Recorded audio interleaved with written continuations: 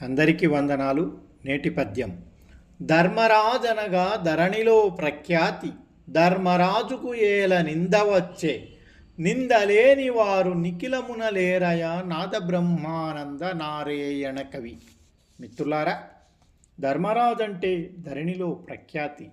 మరి అలాంటి ధర్మరాజు కూడా మహాభారత యుద్ధంలో అశ్వత్థామ హతకుంజరహ అనే మాట పలకడం ద్వారా నిందల పాలయ్యాడు. లోకంలో నిందలేని వారు ఎవరూ లేరంటున్నారు కైవారం నారాయణ తాతగారు. ఈయన 17వ శతాబ్దానికి చెందినటువంటి తెలుగు వరకవి యోగి. నేటి చిక్కబళ్ళాపురం జిల్లా కర్ణాటక ప్రాంతానికి చెందినటువంటి వ్యక్తి.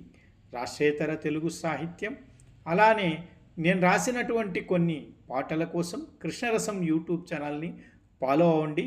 అందరికీ వందనాలు. నేను మీ అగరం వసంత్, హోసూరు, తమిళనాడు. జై తెలుగు తల్లి.